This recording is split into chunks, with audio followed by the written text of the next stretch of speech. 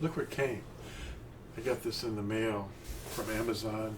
It's a shirt that, you know, I'm in semi-retirement now, and I'm kind of trying to help support myself with a little extra things. And I've got this shirt that you can order from Yahusha World Garments. And it has the message that Yahusha gave us, that we would not see him again until we said, Baruch haba Bashem Yahuwah. The Natsarim are saying it now. How exciting is that?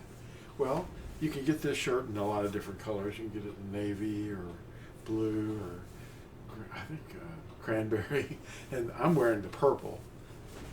But anyway, check that out when you get a chance. Where was that scripture at? It was Matthew chapter 23, verse 39. And I think Luke has it too. Luke 13, verse 35. Baruch haba Bashem Yahuwah. I know most people can't read this. This is real Hebrew. The Hebrew script is read from your right to your left.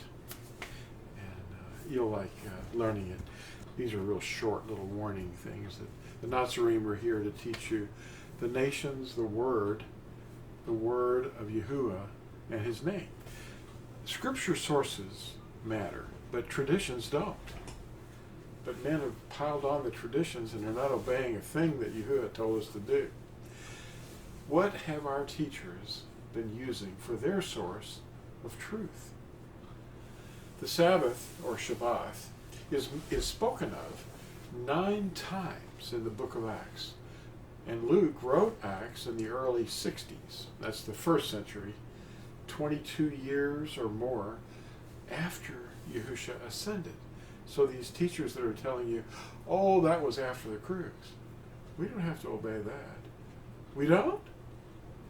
I beg to differ, because it was 22 years later or so that Luke wrote these words down. He mentions Shabath 9 times in the book of Acts alone. So it was still going on. So why do pastors tell everyone the Shabath was not repeated in what they call the New Testament? Why do they say that? Their terminology for the Natsarim writings is New Testament. Well, the New Covenant and his blood is what is real. Anyway, the one pastor was recently talking with me on the internet, arguing about there's no record of any follower of Yahusha, he calls him Yeshua, observing the 7th day of rest. What?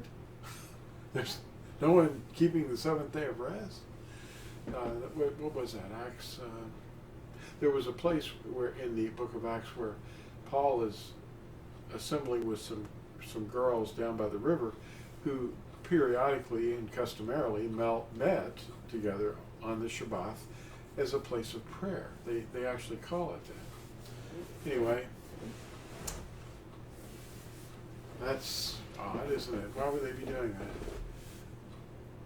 Lydia was one of them. Yeah, she and some other women that were of means. And at Acts 20, verse 16, Paul is mentioned as being in a hurry to arrive back to Jerusalem in time for Shabuoth. What? That's one of the annual appointed times. Anyway, that's just a little warning that the things that you're hearing are guiding you away from obedience, and we just need to wake up to that fact and go, wait a minute, let's look more closely at the full context. Thanks for watching this, and we'll be back with another warning a little bit later on. Bye-bye.